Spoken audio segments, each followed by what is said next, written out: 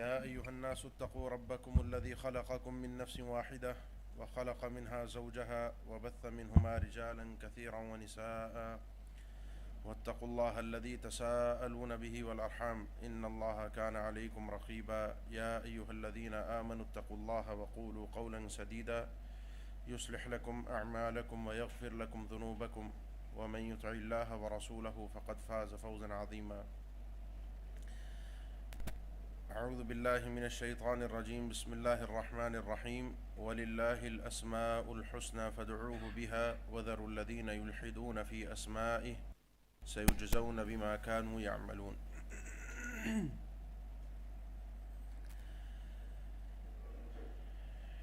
امام ابو حنیفہ رحمہ اللہ سے یہ بات منقول ہے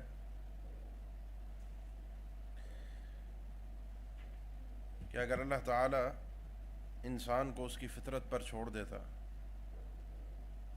جس عقل پر انسان پیدا ہوا ہے اور جو سوچ لے کر وہ بڑھتا ہے، جوان ہوتا ہے، اور کوئی نبی اور رسول، کوئی آسمانی کتاب آسمان سے نہ آتی، اس کے باوجود بھی انسانوں کے لیے ایک رب پر ایمان رکھنا ضروری تھا۔ یہ انسان کی فطرت ہے، اس کی عقل ہے، اس کا مشاہدہ ہے، اس کا علم ہے، اس کی ضرورت ہے کہ اتنا بڑا سسٹم، اتنی بڑی کائنات بغیر کسی تناقض کے، بغیر کسی ٹکراؤ کے، بغیر کسی اختلاف کے چل رہی ہے۔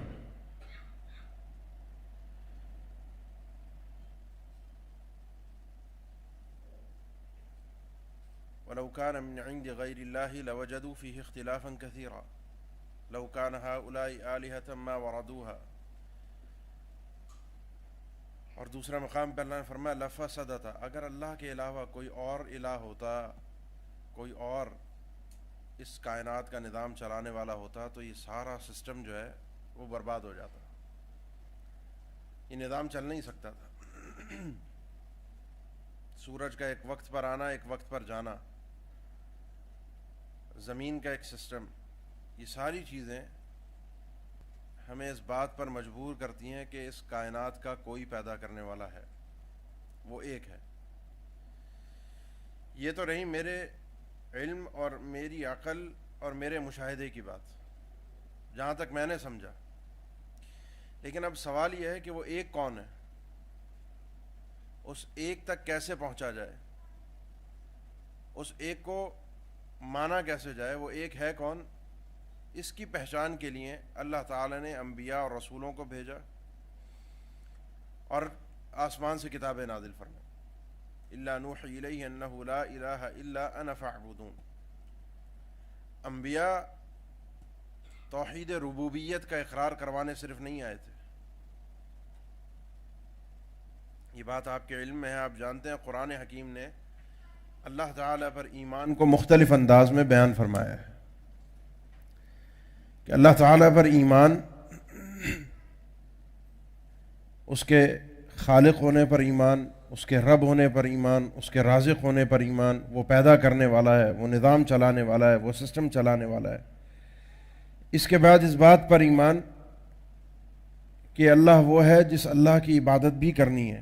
امن خلق السماوات والارض وانزل لكم من السماء ماء امن يجيب المضطر اذا دعاه، یہ جتنی آیات ہیں وَلَئِن سَأَلْتَهُم مَّن خَلَقَ السَّمَاوَاتِ وَالْأَرْضَ لَيَقُولُنَّ اللَّهُ، آسمان اور زمین کو کس نے پیدا کیا، بادلوں سے پانی کون برسا رہا ہے، یہ پہاڑ کس نے زمین کے اوپر میخوں کی طرح، کیلوں کی طرح گاڑ کر رکھ دیے کہ زمین ہلے نہیں، زمین سے تمہارے لیے اناج اور کھانے پینے کی چیزیں کس نے اگائیں، تمہیں تکلیف اور پریشانی میں سہارا دے کر اس تکلیف سے نکلنے میں مدد کون دیتا ہے، تمہارے نفع اور نقصان کا مالک کون ہے۔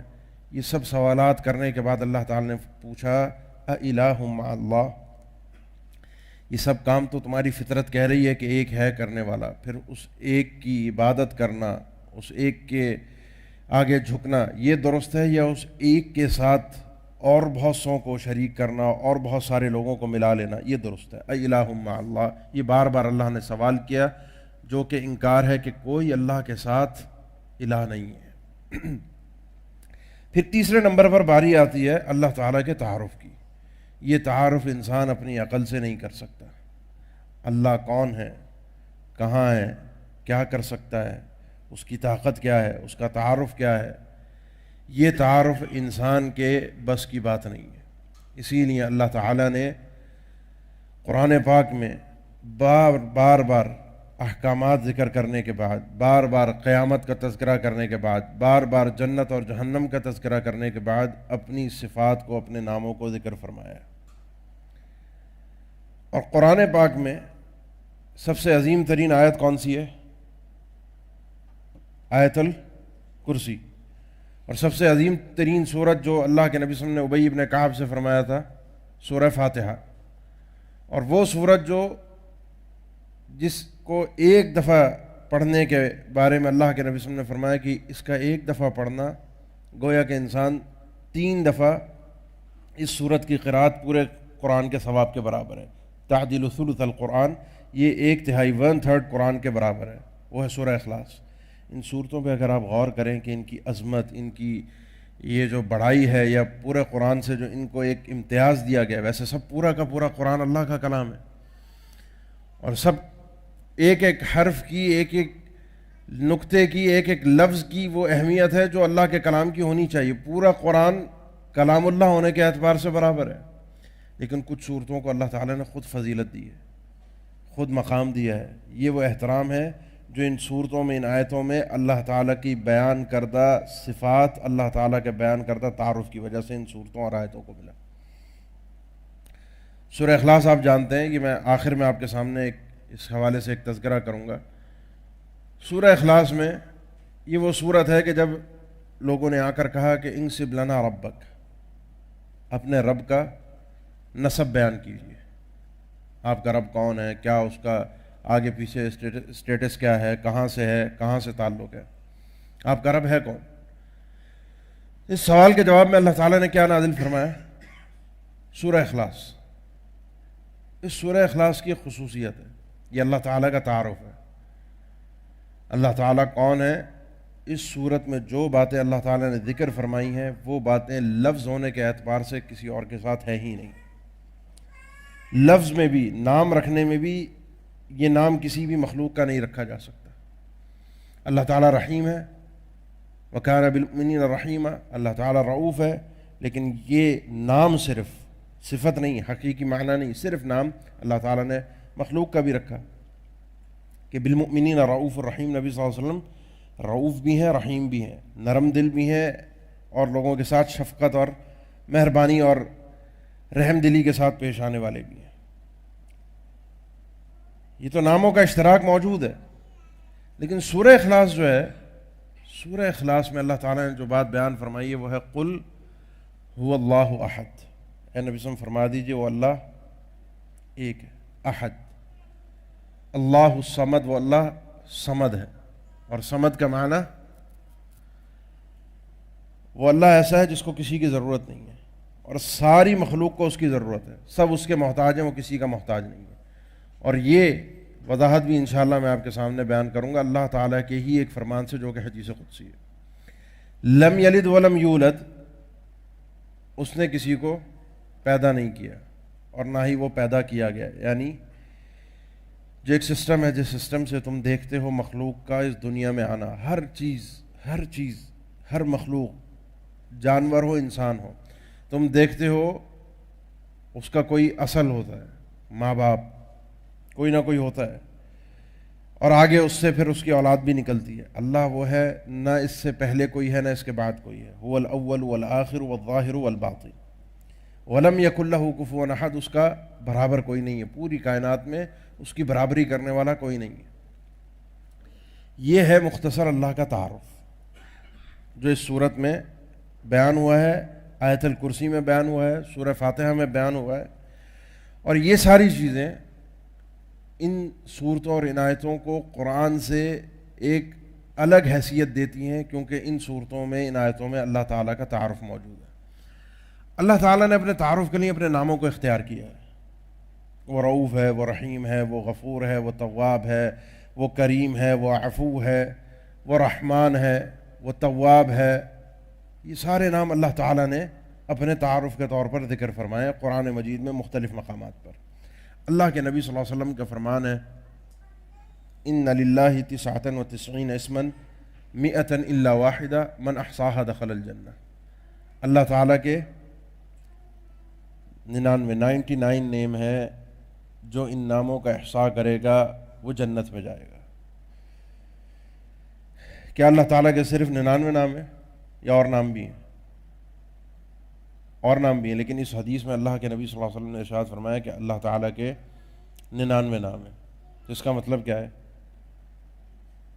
اس کا مطلب یہ ہے کہ اللہ تعالیٰ کے جو 99 نام ہیں ان 99 ناموں کی 99 نیمز کی فضیلت یہ ہے کہ من احصاها دخل الجنہ. ایک شخص ہے، اس کا گھر ہے، اس نے اپنا گھر لوگوں کے لیے وقف کیا ہوا ہے.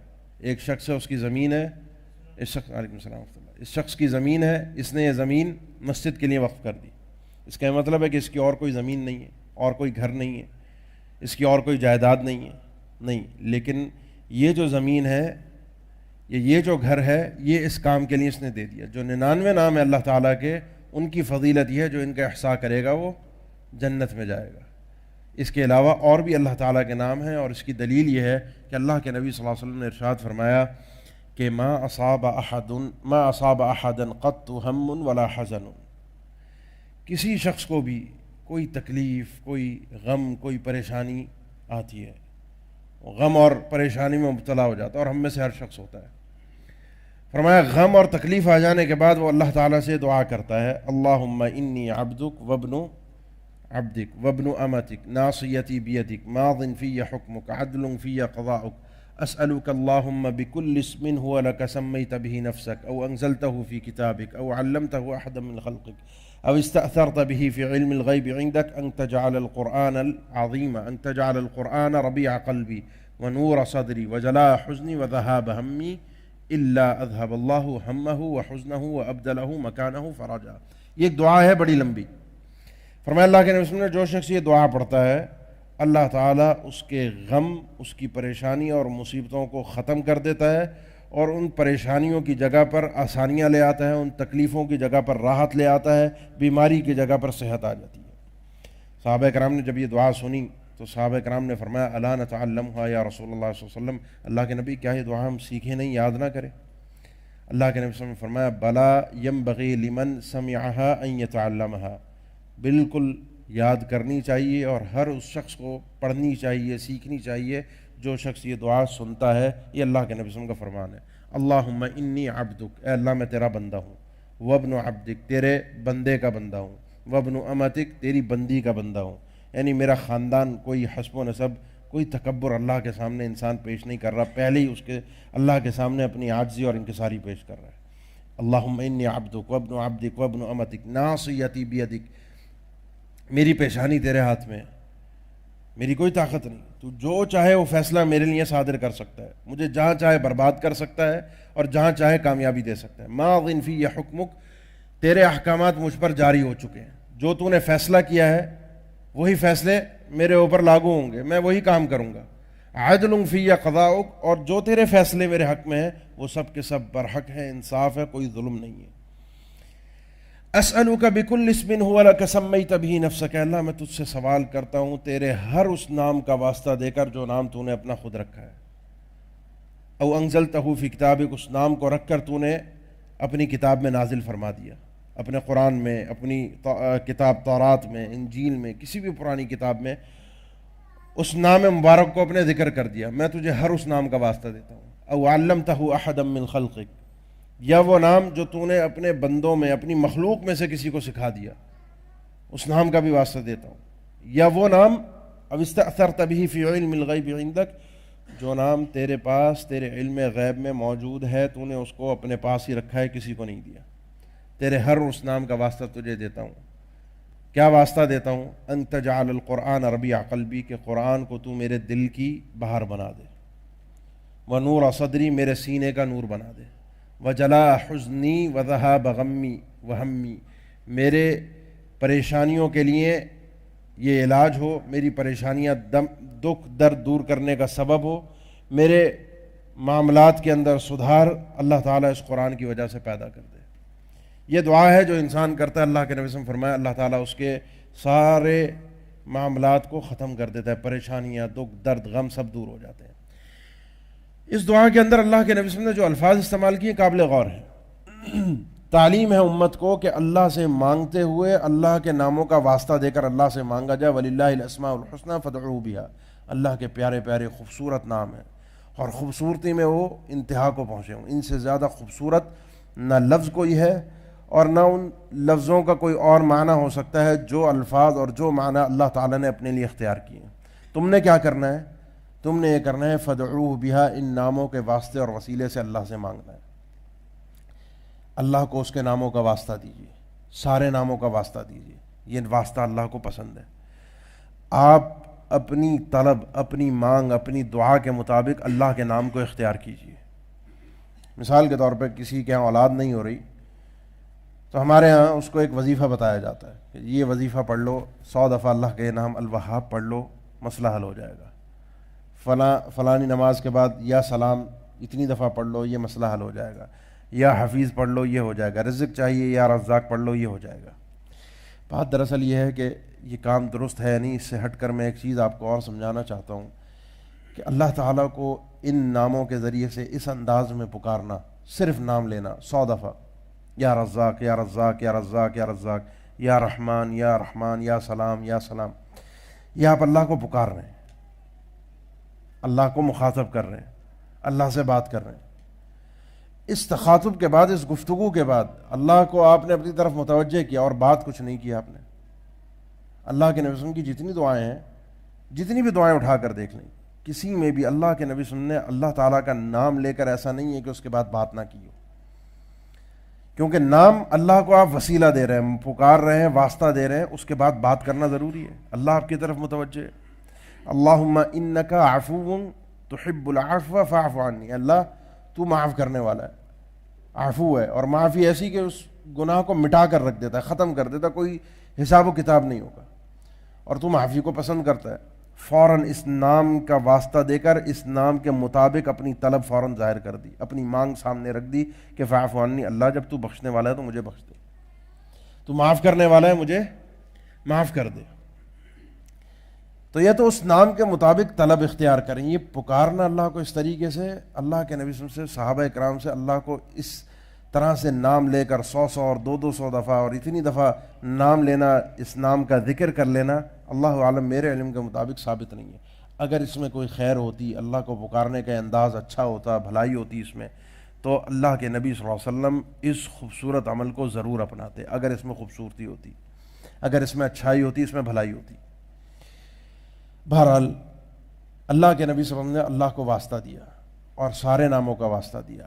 آپ اپنی طلب، اپنی مانگ کے مطابق اللہ سے، اپنے چاہت کے مطابق جو مانگنا چاہتے ہیں وہ نام اللہ کے سامنے رکھ دیجیے۔ اولاد چاہیے، یا وہاب کا رزق مت، اس کا ذکر 100 دفعہ تسبیح کے دانے گھمانے سے اولاد نہیں ملے گی۔ یا وہاب چاہیے، اللہ سے دعا کرتے ہوئے کہیں رب لا تذرنی فردا وانت خیر الوارثین، اللہ مجھے اکیلا مت چھوڑ، مجھے اولاد عطا فرما، تو وہاب ہے، کیونکہ اللہ تعالیٰ نے اس صفت کو ان چیزوں میں ذکر فرمایا ہے، اپنے اس نام کو ذکر کیا ہے۔ رزق چاہیے، یا رزاق، پریشانی میں ہے، راستے سارے بند ہیں، نکلنے کا راستہ نہیں، یا فتاح، مجھے نکلنے کا راستہ فراہم کر دے۔ گناہوں کی معافی چاہیے، اے اللہ غفور، تواب، رحیم، بے شمار نام ہے معافی کے حوالے سے۔ رحمت چاہیے، رحمان، رحیم۔ جو آپ کی مانگ ہے اس مانگ کے مطابق اللہ کا نام اختیار کر لیجئے، یا جو اللہ کا نام آپ لے رہے ہیں اس نام کے مطابق اپنی مانگ بنا لیجئے، اپنی طلب بنا لیجئے۔ انبیاء نے اس طریقہ کار کو اپنایا ہے۔ ابراہیم علیہ السلام کے بارے میں اللہ تعالیٰ نے ذکر فرمایا قرآن پاک میں، جب بیت اللہ کی تعمیر کی، نیک عمل کے فوراً بعد انسان دعا کرتا ہے، کیونکہ نیک عمل کے بعد انسان اللہ کے قریب ہو جاتا ہے۔ اسی لیے نماز کے آخر میں کثرت کے ساتھ ثم لیتخیر من الادعیۃ ما شاء، آخر میں جتنی دعائیں ہو سکیں وہ اختیار کرے، دعائیں کرتا رہے۔ نیک اعمال کرنے کے بعد، جسمانی طور پر کوئی کام کرنے کے بعد انسان اللہ کے قریب ہوتا ہے، پھر مانگ لے انسان اللہ سے۔ بیت اللہ کی تعمیر کی اور اس کے بعد فوراً اللہ سے کہا ربنا تقبل منا. پہلی دعا یہ اللہ اس عمل کو قبول فرما لے, انک انت السمیع العلیم. فوراً اللہ کو اس کے ناموں کا واسطہ دیا کیونکہ تو سننے والا اور خوب جاننے والا ہے, تو یہ جانتا ہے یہ عمل ہم نے تیرے لیے کیا اور تو ہماری دعاؤں کو سن بھی رہا ہے. ربنا وجعلنا مسلمین لک ومن ذریتنا امۃ مسلمۃ لک وارنا مناسکنا وتب علینا انک انت التواب الرحیم. اے اللہ ہمیں ہماری اولاد کو اپنا فرما بردار بنا کے رکھ, اپنے دین پر قائم اور دائم رکھ, ہمیں اپنی عبادت کے طریقہ کار کو سکھا دے, خود بتا تیری عبادت ہم نے. وَأَرِنَا مَنَاسِكَنَا, حج کس طریقے سے کرنا ہے. وَتُبْ عَلَيْنَا, ہم پر مہربان ہو جا, ہمیں توبہ کی توفیق دے کیونکہ تو توبہ کی توفیق دینے والا بھی ہے, توبہ قبول کرنے والا بھی ہے اور رحمتیں برسانے والا بھی ہے. تو یہ ہے اللہ کو پکارنے کا ایک طریقہ. ان ناموں کو جب تک آپ پہچانیں گے نہیں, اللہ کو اللہ کے ناموں کے ذریعے سے جانیں گے نہیں, تو اللہ سے پھر بات کرنے میں مانگنے میں مزہ نہیں آئے گا. یہ مزہ اگر آپ کو چاہیے اللہ سے گفتگو کے دوران, اللہ سے مانگنے کے دوران, یہ مزہ ہے جب انسان اللہ کو اللہ کے ناموں کے ذریعے سے جانتا ہے.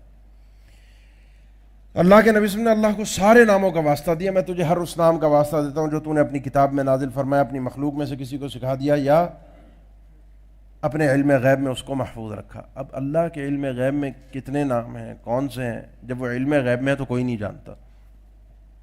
جب کوئی جانتا نہیں تو اس کی تعداد کا علم بھی کسی کو نہیں, اور جب تعداد کا علم کسی کو نہیں ہے تو اللہ تعالیٰ کے نام پھر 99 نہیں, بہت زیادہ ہیں, اور وہ کتنے ہمیں نہیں پتہ, اللہ بہتر جانتا ہے.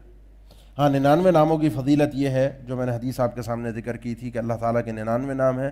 من احصاها دخل الجنہ, جو شخص ان ناموں کا احصاء کرے گا وہ جنت میں داخل ہوگا. یہ ان اللہ کی معرفت, اللہ کی پہچان, اس کا دوسرا فائدہ ہے. جہاں انسان کا اللہ سے تعلق مضبوط ہو, اللہ کو جان جاتا ہے نا انسان. جب کسی کو جانتا ہے یہ شخص کون ہے, اس کا کیا نام ہے, کس خاندان سے ہے, کیا کام کرتا ہے, کہاں اٹھتا بیٹھتا ہے, اس کی کیا صفات ہیں, اس شخص سے اچھی طرح سے جب واقف ہو جاتا ہے اس سے تعلقات اچھے کر لیتا ہے. اللہ کو جب تک انسان اس کے ناموں کے ذریعے سے جانے گا نہیں, پہچانے گا نہیں, اللہ سے تعلقات اچھے نہیں ہو سکتے, اللہ سے بات کرنے میں مزہ نہیں آئے گا. اسی لیے ہمیں ہماری نمازوں میں وہ روحانیت محسوس نہیں ہوتی, وہ برکت محسوس نہیں ہوتی, وہ عبادت کرتے ہوئے جذبہ محسوس نہیں ہوتا, کیونکہ ہم اللہ کو صحیح طرح سے ابھی جانتے ہی نہیں ہیں کہ جس کے سامنے ہم کھڑے ہیں وہ کون ہے, وہ کیا کر سکتا ہے, اس کی صفات کیا ہے, وہ کیسے کائنات کے نظام کو بدل کے رکھ دیتا ہے. کیونکہ جو لوگ اللہ کو جانتے ہیں یا جانا جنہوں نے, انہوں نے بڑے بڑے مقامات پہ اپنے آپ کو بدلا نہیں, اور اللہ نے بڑے بڑے مقامات پہ ان کا عجیب طریقے سے ساتھ دیا ہے. یہ بھی ایک اللہ کی عجیب نظام ہے اللہ کا. غور کرنے کا مقام ہے. ابراہیم علیہ السلام, موسیٰ علیہ السلام اور ہمارے نبی جناب محمد رسول اللہ صلی اللہ علیہ وسلم, یہ 3 پیغمبر ہیں, 3 انبیاء ہیں, تینوں بڑے بڑے پیغمبروں میں سے ہیں, اولو العزم پیغمبروں میں سے. تینوں کے بارے میں اللہ تعالیٰ نے فرمایا, اللہ کے نبی صلی اللہ علیہ وسلم کے بارے میں فرمایا سبحان الذی اسری بعبدہ لیلا من المسجد الحرام الی المسجد الاقصی الذی بارکنا حولہ لنریہ من آیاتنا. یہ جو اللہ تعالیٰ نے اللہ کے نبی صلی اللہ علیہ وسلم کو معراج کروائی, آسمان پر لے کر گیا, اس کا مقصد یہ تھا کہ آپ کو اپنی بڑی بڑی نشانیاں دکھا دے. موسیٰ علیہ السلام کے بارے میں فرمایا لنریک من آیاتنا الکبریٰ, کہ ہم آپ کو اپنی بڑی بڑی نشانیاں دکھانا چاہتے ہیں. جب ان کو طور پہاڑ پہ اللہ تعالیٰ ہم کلام ہوا, سورہ طٰہٰ کے اندر اس کا تذکرہ ہے. جناب ابراہیم علیہ السلام سے اللہ تعالیٰ نے فرمایا وَكَذَلِكَ نُرِي إِبْرَاهِيمَ مَلَكُوتَ السَّمَاوَاتِ وَالْأَرْضِ وَلِيَكُونَ مِنَ الْمُوقِنِينَ. جناب ابراہیم کو آسمان و زمین کے کچھ خاص نظام دکھائے گئے. ابراہیم علیہ السلام کو جب آگ میں ڈالا گیا, اب اللہ پر پورا یقین تھا, پورا اعتماد تھا, 100% بھروسہ تھا, اللہ کو جان چکے تھے. جب انسان اللہ کو جان چکا ہو, اللہ کو پہچان چکا ہو, اس کے بعد نتیجہ یہ نکلتا ہے کہ بڑے بڑے مشکل وقت میں, کٹھن حالات میں انسان گھبراتا نہیں ہے. حالات تنگ ہیں, کھانے کو نہیں ہے گھر میں, رزق کی تنگی ہے, کوئی کاروبار میں اتار چڑھاؤ ہے, کوئی اور مشکل آ گئی, کوئی بیماری کا مسئلہ ہے, کوئی اور مسئلہ ہے, پھر انسان ادھر ادھر نہیں بھاگتا. کیونکہ جس اللہ کو وہ جانتا ہے یہ کائنات کے, اگر میں اللہ کا بن گیا تو یہ میرے لیے کائنات کے نظام بدل دے گا. جلتی ہوئی آگ سے جلانے کی صلاحیت کو فوراً چھین لیا. آگ جل رہی ہے, کمال تو یہ ہے بجھا بھی سکتا تھا, بارش برستی آسمان سے, وہ آگ بجھ جاتی. کافروں کے, دشمنوں کے مکر و فریب کو اللہ تعالیٰ غارت کر دیتا, لیکن ان کی آنکھوں کے سامنے اس جلتی آگ میں ابراہیم علیہ السلام کو زندہ رکھا اور کہتے رہے حسبی اللہ ونعم الوکیل. جس اللہ کو میں جانتا ہوں اللہ میرے لیے کافی ہے, جس اللہ سے تعلق ہے, جس اللہ سے میرا تعارف ہے, وہ میرے لیے کافی ہے. موسیٰ علیہ السلام پیچھے فرعون تھا جس نے ساری زندگی اس قوم کو اذیت دی تھی,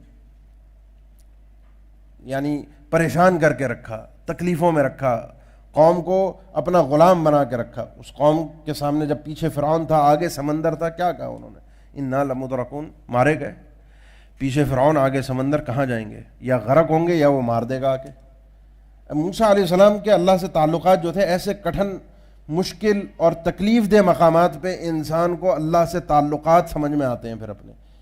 یہ آخر میں انشاءاللہ میں آپ کے سامنے مزید وضاحت کروں گا کہ اللہ سے جب انسان تعلقات بناتا ہے تو پھر اللہ سے تعلق رکھنا کس طریقے سے ہوتا ہے. تو کیا کہنے لگے؟ ان معی ربی سیہدین. قوم کو ڈر تھا غرق ہو جانے کا، مر جانے کا، پیچھے فرعون مار دے گا. انہوں نے کہا نہیں، میرا رب میرے ساتھ ہے، وہ میرے لیے راستہ ضرور نکالے گا، وہ راستہ نکال کر رہے گا. اور اللہ کے نبی صلی اللہ علیہ وسلم کو اللہ تعالیٰ نے ہجرت کے موقع پر یہ نشانیاں دکھائیں. ان سارے انبیاء کو اللہ تعالیٰ نے کٹھن موقع پر آزمایا، ایک آزمائش دکھائی. اور جب انہوں نے اپنے اللہ پر تعلقات کو صحیح معنی میں سمجھا اور اس موقع پر بھروسہ، کیونکہ اللہ کو جانتے تھے، تو نتیجہ نکلا اللہ نے ان کو مشکلات سے نکلنے کا راستہ فراہم کیا. اللہ کے نبی صلی اللہ علیہ وسلم کو ہجرت سے پہلے اللہ تعالیٰ نے معراج کروائی تھی اور اس میں نشانیاں دکھائیں. اس کے فوراً بعد ہجرت تھی، جس موقع پر اللہ تعالیٰ نے ایک عجیب نظام سے آپ کو گزارا. سامنے دشمنوں کی آنکھوں کے سامنے سے نکال کر لے کر گیا، غار کے اندر پہنچے، جناب ابوبکر صدیق ہیں اور اللہ کے نبی صلی اللہ علیہ وسلم پریشان ہیں کہ دشمن نے دیکھ لیا، ختم کر دے گا، زندگی ختم. ان تینوں کو اللہ تعالیٰ نے زندگی کے داؤں پر ان کی زندگی داؤں پر لگا کر آزمایا. لیکن چونکہ ان کے تعلقات اللہ سے اچھے تھے، اللہ کو اچھی طرح جانتے تھے، نتیجہ نکلا کہ اللہ کے نبی صلی اللہ علیہ وسلم نے فرمایا لا تحزن ان اللہ معنا ما ظنک باثنین اللہ ثالثہما. اللہ کے نبی صلی اللہ علیہ وسلم نے ابوبکر صدیق سے فرمایا ابوبکر تم کیا سمجھتے ہو، ہم دو ہیں؟ ہم دو نہیں ہیں، ہم دو کے ساتھ ایک تیسرا اور ہے، اور وہ اللہ ہے. اور جن کے ساتھ اللہ ہو ان کا کوئی کچھ بگاڑ سکتا ہے، اس لیے گھبراؤ مت، اللہ ہمارے ساتھ ہے. یہ فائدہ ہے اللہ کو اللہ کے ناموں کے ذریعے سے جاننے کا. اور یہ ہے من احصاها دخل الجنہ. یہ 99 نام ہے. جو شخص ان ناموں کا احصاء کرتا ہے، ان ناموں کو پڑھتا ہے، ڈھونڈتا ہے، تلاش کرتا ہے، ان ناموں پر ایمان رکھتا ہے کہ میرا رب واقعتاً ایسا ہے، میرا رب ایسا کرنے والا ہے، میرا رب مجھے جانتا ہے، وہ سمیع ہے، وہ بصیر ہے. کیونکہ اللہ تعالیٰ کے ناموں میں یہ تعارف ہیں چونکہ اللہ کا، اس کی مختلف حیت ہے، مختلف اقسام ہیں، مختلف طرز ہیں. جیسے آپ اللہ کو پکارتے ہیں یدعوننا رغبا ورہبا، اللہ کو پکارنے کا انداز یہ ہے کہ اس سے محبت بھی انسان کی اعلیٰ درجے کی ہوتی ہے اور اس سے ڈر اور خوف بھی اعلیٰ درجے کا ہوتا ہے. یہ ایک اللہ کے ساتھ ایک واحد طرز عمل ہوتا ہے انسان کا کہ ڈر بھی اسی سے رہا ہوتا ہے اور محبت بھی اسی سے کر رہا ہوتا ہے. اور محبت بھی اور ڈر بھی ایسا جس میں اللہ کی عظمت اور عزت دونوں کی دونوں شامل ہوتی ہیں. اللہ کے احترام کے ساتھ اللہ کی محبت ہے، اللہ کے احترام کے ساتھ اللہ کا ڈر اور خوف ہے. اللہ نے اپنے تعارف میں بھی ناموں میں بھی انہی چیزوں کو اختیار کیا ہے. اپنے ناموں کے اندر ایسے نام بھی رکھے کہ جن کو پڑھ کر انسان اللہ کے قریب آئے، محبت بڑھے اس کی. رحمان، رحیم، تواب، غفور، عفو، یہ سارے نام ایسے ہیں. رزاق، فتاح، خالق، الخلاق، الباری، المصور، یہ سارے نام ایسے ہیں جب پڑھتا ہے انسان اللہ سے محبت اس کے دل میں پیدا ہوتی ہے. وہ نام ایسے بھی ہیں کہ جب وہ نام پڑھتا ہے انسان السمیع، البصیر، الحسیب، الجبار، القہار، الدیان، حساب لینے والا، پوچھنے والا، سوال کرنے والا، انسان کے دل میں ڈر اور خوف بھی پیدا ہوتا ہے.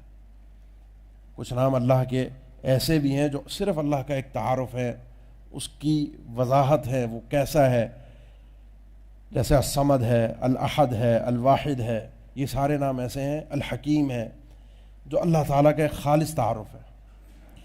جب انسان ان ناموں کے ذریعے سے اللہ کو جاننے کی کوشش کرتے ہیں کہ احصاء کا مطلب یہ ہے کہ ان ناموں پر ایمان ہو اور ان ناموں سے انسان ان ناموں پر ایمان رکھتے ہوئے اللہ کو جاننے کی کوشش کرے، ان ناموں کے مطابق اس کا عمل ہو. اور عمل کیسے ہوگا؟ جب ان ناموں کے ذریعے سے انسان اللہ کو جانتا ہے.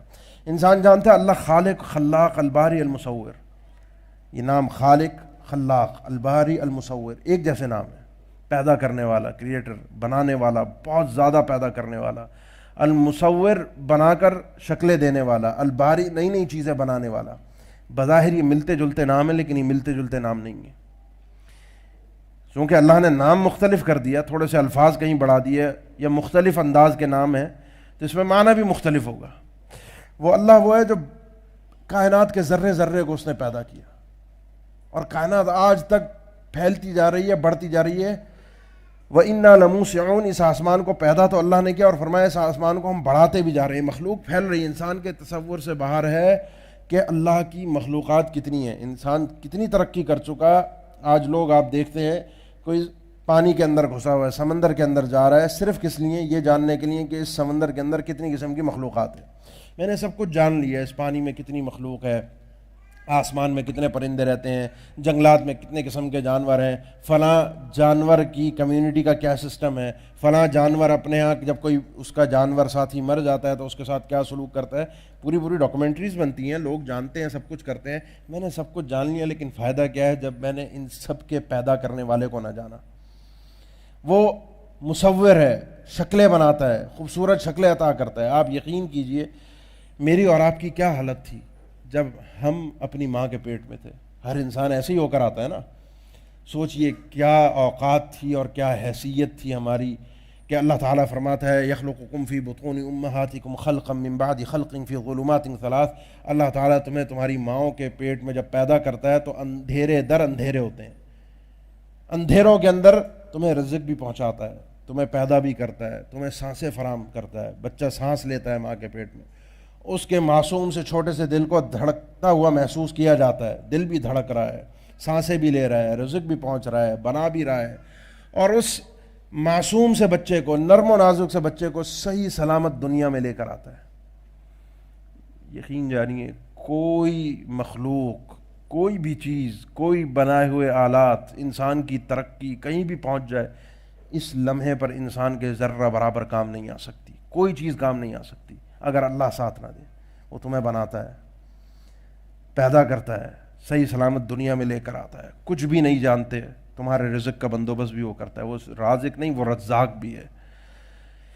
جو چھوٹے چھوٹے رینگتے ہوئے کیڑوں کو رزق دیتا ہے، جو آسمان پر بسنے والے پرندوں کو رزق دینا جانتا ہے، وہ جس مخلوق کو اس نے تمہیں پیدا کیا اور تم پر وہ تمہاری ماؤں سے زیادہ شفقت اور مہربانی کرنے والا ہے، وہ تم پر تمہارے اپنے آپ سے زیادہ مہربان ہے، وہ تم پر تمہارے اپنے آپ سے زیادہ رحیم ہے. وہ تمہیں اکیلا کیسے چھوڑ دے گا؟ تمہارے رزق کا بندوبست بھی کرتا ہے، تمہارے رزق کو صحیح سلامت تمہارے جسم تک پہنچاتا بھی ہے. بچے کو تمیز نہیں ہوتی کہ کھاتے پیتے ہوئے سانس لینا ہے یا نہیں لینا. ہمیں تو پتہ ہے پیتے ہوئے سانس نہیں لینا، لیکن پیتے ہوئے بس اوقات اگر ہم سانس لینے، وہ پانی جو ہے وہ سانس کی نالی میں جا کر پھنس جاتا ہے. بچے کو نہیں پتہ، لیکن اس بچے کو صحیح سلامت جو وہ پی رہا ہے اس کے پیٹ تک کس طریقے سے عافیت کے ساتھ پہنچاتا ہے، رزق کا بندوبست کرتا ہے. پھر وہ رحمان اور رحیم ہے. انسان گناہ کرتا ہے، اسی کی نافرمانیاں کرتا ہے. جب عقل و شعور کے ساتھ اس دنیا میں آ گیا، اس کا ذہن، اس کی عقل کام کرنے لگی، اس کو لگا میرے لیے اچھا یہ ہے، میں یہ کام کروں. اور وہ کام اللہ نے منع کیا ہے، حرام کیا ہے. اور کوئی بھی کام حرام ایسا نہیں ہے جس میں مصلحت نہ ہو، فائدہ نہ ہو. انسان پھر بھی اسی کام کو کرتا ہے. اور کرتا کیسے ہے؟ دنیا میں کوئی گناہ ایسا نہیں ہے جس کو کرنے کے لیے انسان اللہ کی نعمت کا محتاج نہ ہو. کوئی ایک گناہ آپ مجھے بتائیے کہ جس گناہ کو کرتے ہوئے میں اور آپ اللہ کی دی ہوئی نعمت کو استعمال نہ کرتے ہوں. کوئی ایک گناہ بھی بتا دیجیے. کوئی ایک گناہ بھی ایسا نہیں. اسی کی دی ہوئی نعمت کو استعمال کر کے اسی کی مخالفت کرتے ہیں، اور پھر اسی کے سامنے آ کر جب گڑ گڑاتے ہیں تو کہتے ہیں قل یا عبادی الذین اسرفوا علی انفسہم لا تقنطوا من رحمت اللہ. میرے بندوں سے کہو گھبرائے مت، پریشان مت ہو، میری رحمت سے نا امید مت ہو. جیسے بھی گناہ ہے وَيَعْفُو عَنِ السَّيِّئَاتِ وَيَعْلَمُ مَا تَفْعَلُونَ، جو بھی گناہ ہے وہ جانتا ہے تم نے کیا کرتوت کیے ہیں، وہ جانتا ہے تم کیا کر کے ہو. وَيَعْفُو عَنِ السَّيِّئَاتِ، سب معاف کر دے گا وہ. لیکن آؤ ایک دفعہ، وہ ایسا حلیم اور بردبار ہے کہ یہاں انسان اسی کا دیا ہوا کھا رہا ہے، اسی کا دیا ہوا پہن رہا ہے، اسی کی دی ہوئی صحت کو اپنا رہا ہے، اسی کے دیے ہوئے رزق کے مطابق چل رہا ہے، اپنے قدموں کو چلا رہا ہے، اپنے ہاتھ پیر چلا رہا ہے، اپنی زبان چلا رہا ہے، اور کہہ کیا رہا ہے وَقَالُوا اتَّخَذَ الرَّحْمَنُ وَلَدًا، اللہ کی اولاد بھی ہے. اتنا بڑا جملہ اللہ نے فرمایا کہ یہ جملہ ایسا ہے کہ اگر یہ جملہ آسمان اور زمین کے سامنے پیش کر دیا تکاد السماوات یتفطرن منہ وتنشق الارض وتخر الجبال ہدا، یہ آسمان پھٹ جائے، زمین پھٹ جائے، یہ پہاڑ ریزہ ریزہ ہو جائیں. یہ اتنا بھاری جملہ ہے کہ اللہ کی اولاد ہے. اور پھر انہی لوگوں کو اللہ تعالیٰ کہتا ہے کہ یہ توبہ کیوں نہیں کرتے، یہ بھی اگر آ کر ایک دفعہ معافی مانگ لیں اس جملے سے تو ان کو بھی بخش دے گا. وہ تواب ہے، وہ غفار ہے، بہت زیادہ بخشنے والا ہے، وہ رحمان ہے، وہ رحیم ہے. تمہاری نعمتوں، تمہاری اعمال کو سامنے رکھتے ہوئے تمہیں کل جزا نہیں دے گا. میرے اور آپ کے اعمال کا بدلہ جنت نہیں ہے. جو کچھ ہم لے کر کل اللہ کی بارگاہ میں پہنچیں گے وہ آسانی کرنے والا ہے. ان نعمتوں کو، ان اعمال کو دیکھتے ہوئے اپنی نعمت کے ذریعے سے، اپنی رحمت کے ذریعے سے بخش دے. تو کوئی چیز ہمارے اعمال صلہ نہیں ہے، اللہ کا بدلہ نہیں ہے، اللہ کی نعمتوں کا شکر نہیں ہے، لیکن جتنا کریں وہ کم ہے. وہ اللہ حکیم ہے، اس کے ہر فیصلے میں حکمت، ہر فیصلے میں آسانی، ہر فیصلے میں مصلحت اور فائدہ ہے. کسی فیصلے میں، چاہے وہ اللہ تعالیٰ کا شریعت کا معاملہ ہو یا کائنات چلانے کا معاملہ ہو، ایک اللہ تعالیٰ کے وہ احکامات ہیں جو قرآن میں اللہ تعالیٰ نے ذکر فرمائے ہیں، وہ احکامات شرعیہ کہلاتے ہیں. کوئی ایسا حکم نہیں ہے جس میں انسان کے لیے فائدہ نہ ہو. کوئی حکم نہیں ہے. آپ نماز پڑھتے ہیں اس میں بھی فائدہ ہے. فجر میں 2 رکعت فرض ہے، ظہر میں 4، مغرب میں 3، ان سب میں فائدہ ہے، فضول نہیں ہے، اور آپ کا اپنا فائدہ ہے. اللہ تعالیٰ کے وہ احکامات جو کائنات کا نظام چلانے کے لیے، آج بارش ہوگی نہیں ہوگی، کس جگہ ہوگی، کتنی ہوگی، کون مرے گا، کون جیے گا، کون کیا کرے گا، کیا نہیں کرے گا، یہ سارے احکامات کونی ہیں. سسٹم اللہ تعالیٰ چلا رہا ہے. یہ سسٹم فضول نہیں ہے. اس سسٹم میں بھی اللہ تعالیٰ کے، اس نظام چلانے میں بھی اللہ تعالیٰ کی طرف سے مصلحت ہے. اللہ تعالیٰ کے فیصلوں میں شر نہیں ہے. حالانکہ خالق شر خیر ہر چیز کا، اللہ خالق کل شیء، کوئی چیز ایسی نہیں ہے جو خود سے پیدا ہو جائے، اس کا پیدا کرنے والا کوئی اور ہے. پیدا کرنے والا ہر چیز کا اللہ ہے، اور ہر چیز کو پیدا کر کے اس میں فائدہ کیسے وہ انسانوں کے لیے، لوگوں کے لیے، اپنی مخلوقات کے لیے نکالتا ہے، اس کی میں آپ کو 2 چھوٹی سی مثالیں دیتا ہوں، ایک قرآن سے اور ایک آپ کے اپنے زمانے کی.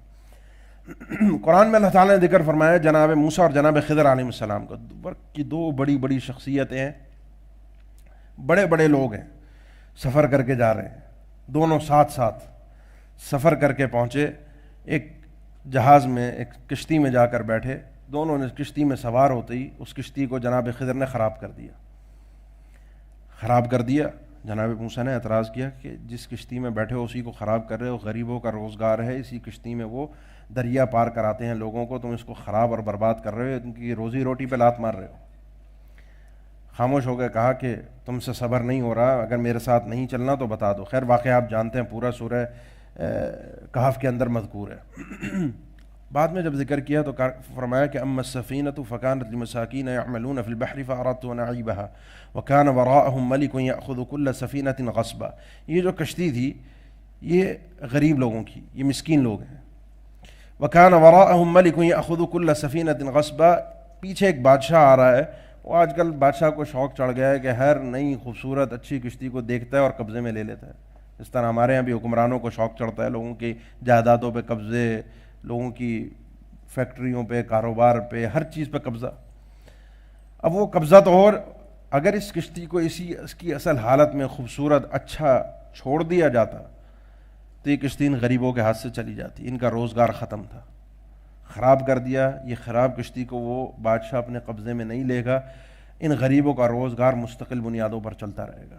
کبھی کبھی کاروبار میں چھوٹا نقصان آتا ہے، انسان سمجھتا ہے میرے بہت بڑی تکلیف آ گئی، اور پھر اللہ کی شکایتیں، اپنے رب کی شکایتیں لے کر انسان اللہ کی مخلوق کے پاس جاتا ہے. میرے ساتھ یہ ہو گیا، میرے ساتھ یہ ہو گیا. کبھی یہ راز و نیاز کی باتیں اپنے اللہ سے نہیں کرتا. یہ اپنے شکوے، اپنے دکھڑے اپنے رب کو نہیں سناتا کہ اللہ میرے ساتھ یہ مسئلہ ہو گیا، اللہ میرا یہ معاملہ ہے، اللہ میری یہ پریشانی ہے، اللہ میرا یہ معاملہ ہے، اس کو حل فرما دے. بندوں نے کچھ نہیں کرنا. یہ مخلوق جو ہے، انسان جو ہے، یہ تو تماشا بنانے والے لوگوں کی باتوں کو ایک مذاق، قصے کے طور پر دوسری محفلوں میں بیٹھ کر مذاق کے طور پر ذکر کرنے والے ہیں. یہ آپ کے کسی کام نہیں آئیں گے. اگر آپ نے رب سے تعلقات اچھے نہیں رکھے تو یہ لوگ کسی کام کے نہیں ہیں. رب سے تعلقات اچھے ہیں تو سب آپ کے ہیں. تو نتیجہ یہ نکلا کہ آپ کو چھوٹے چھوٹے مسائل، پریشانیاں، کوئی کبھی چھوٹی بیماری آ جاتی ہے، اس بیماری میں علاج میں آپ کو تکلیف تو بہت ہو رہی ہوتی ہے، لیکن ہو سکتا ہے کہ آپ کے اوپر آنے والی بہت بڑی بیماری کا علاج اس چھوٹی سی بیماری کے اندر اللہ کرا دے. بس اوقات ایسا ہوتا ہے کہ میں نے یہ مثال محسوس کی، گھروں کے باہر پانی بہہ رہا ہوتا ہے، کبھی اوور فلو ہو گیا، کبھی گارڈن کو پانی دیتے ہوئے پانی بہہ کر گھروں سے باہر چلا گیا. لوگ گزرتے ہوئے کہتے ہیں دیکھو کتنا غلط کام ہے، پانی بہانا اسراف ہے، غلط کام ہے، یہ نہیں ہونا چاہیے، اللہ تعالیٰ کی نعمت ہے، اس کی ناخطری، اور بالکل درست ہے. لیکن اس بہتے ہوئے پانی سے میں نے اکثر پرندوں کو پانی پیتے ہوئے دیکھا ہے. اگر یہ پانی بہے گا نہیں تو یہ پرندے کہاں سے پانی پئیں گے؟ اللہ تعالیٰ کے ہر فیصلے میں، ہر کام میں خیر ہی خیر ہے، بھلائی بھلائی ہے.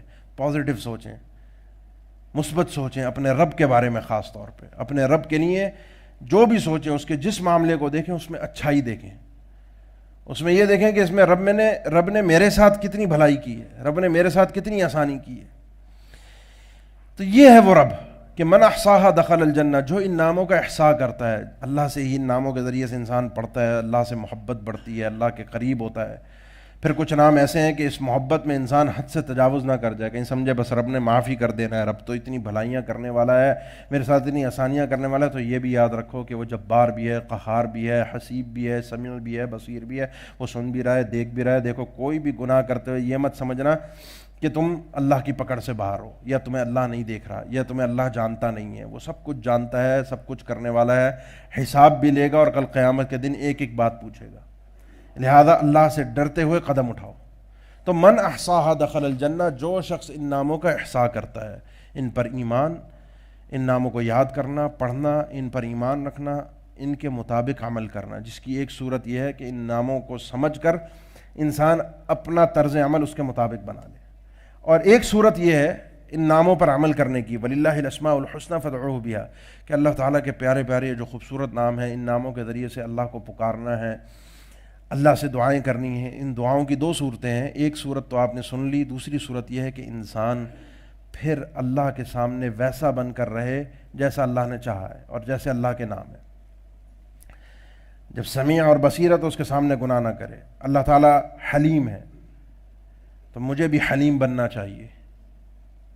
حلیم یہ صرف نام میں ہوگا، ورنہ اللہ جیسا ہے، جیسے اللہ ہے، خالق اور مخلوق میں فرق ہے، اسی طرح اس کے نام اور اس کی مخلوق میں اور خالق اور مخلوق میں فرق ہے. صفات میں بھی اسی طرح فرق ہے.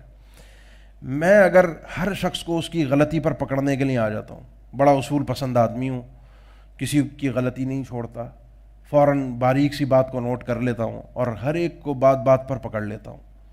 کوئی گاڑی کے اندر مجھے سائڈ دے کر چلا گیا، راستہ کاٹ کے چلا گیا، اصول پسندی کے خلاف ہے، فوراً مجھے غصہ آ گیا، اس کو سزا دینی چاہیے. بچے سے غلطی ہوئی، فوراً پکڑ لیا. کسی رشتہ دار سے کوئی معاملہ ہوا، فوراً اصول پسندی، بڑا اصول پسند آدمی ہے.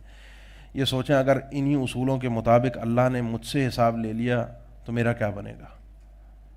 کیونکہ اصولوں کے مطابق بخشوانا اپنے آپ کو ناممکن ہے. اللہ حلیم ہے، بردبار ہے، لیٹ کرتا ہے، چھوڑتا ہے، معاف کرتا ہے. ہر بات کا جواب دینا، ہر بات پر پکڑ لینا، اصول پسند ہو جانا، پھر یہ اصول پسندی اپنے لیے بھی پسند کرنا جب رب کی بارگاہ میں پیش ہو. اور اگر چاہتے ہو کہ رب بخش دے تو لوگوں کو معاف کرنا سیکھو، لوگوں کے لیے آسانیاں پیدا کرنا سیکھو. تم آسانی کرو گے، وہ آسمان والا تم پر آسانی کرے گا. یہ اللہ سے، میں نے آپ کے سامنے عرض کیا تھا، اللہ سے تعارف کا، جب انسان اللہ کو جانتا ہے، ان ناموں کا احصاء کرتا ہے، تو اس تعارف کے بعد دوسری باری آتی ہے تعلقات کی.